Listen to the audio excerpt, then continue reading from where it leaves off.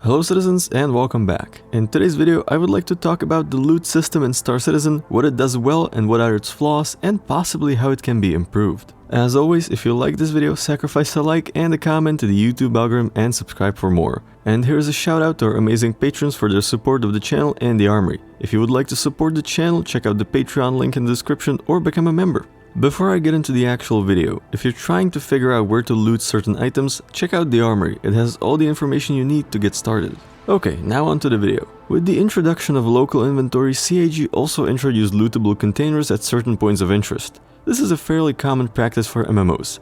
However, with this change, CIG removed the vast majority of items from in-game stores. It's actually impossible to buy about half of the available armors and about a quarter of the available weapons. I believe this was done as many other nerfs and changes to force players to use the loot system to acquire equipment. Now, this is the first problem of the loot system. CIG is trying to force people to use it rather than creating natural incentives to do so. This is not the first time CIG has done this. It's actually a very common pattern with them. Some of you may have noticed it with mining. When the rock came out, rock mining suddenly became the most lucrative thing to do, and when Quantanium appeared, suddenly that was the most lucrative thing to do. Though with loot, this problem is a bit more spread out, as you have multiple options to obtain loot. However, it still forces you to either visit a couple dozen of bunkers, crash sites, caves, or outposts to find certain seemingly common items. The second problem is with how loot is generated. To put it simply, the way it works is that a certain loot container is assigned certain categories of items it can contain.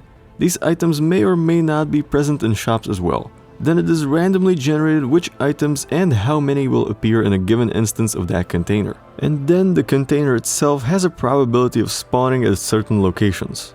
And here lies the problem. For example, let's say the container has a 10% chance of containing a helmet. But there are roughly 300 helmets in game, and from the looks of it, the container is randomly selecting one of those. So the chances of you finding a certain specific armor piece or weapon are extremely low. To extend this, your chances of completing a set of armor are almost zero. This is largely due to the fact that to create loot containers, CIG used the same system that generates minables and harvestables, which should support a broad range of items to be generated, but it is not exactly suitable for loot. Now, I'm not saying that loot shouldn't be almost completely random, but the level of randomness we have now is a bit too random, bordering on useless. And with most of these items being removed from shops, some items are nearly impossible to get, which understandably causes frustration with some backers. So, can this be fixed? Yes, likely even without replacing the whole system. I think a possible solution would be to make the loot container contents a bit more granular, so that for example the container is not randomly selecting from 300 helmets but only from 50. This would require adding more types of loot containers, but I don't think that's a huge problem. Another improvement would be to make related items such as armor spawn as sets within a container or a location. However, this would probably require some changes to how the loot generation system works. Alternatively, once the reputation system is a bit more fleshed out, as you obtain more reputation with certain factions, more items could unlock in stores affiliated with that faction. The next problem is with the integration of the loot system into existing missions. Now, don't take me wrong.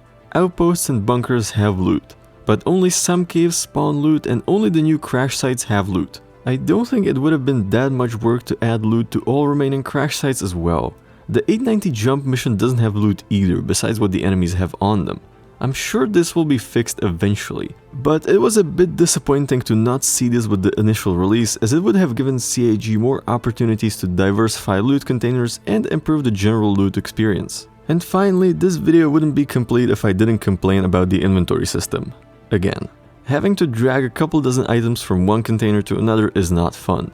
I thought we would get a transfer all button with the initial release, but I'm told that 318 does have it.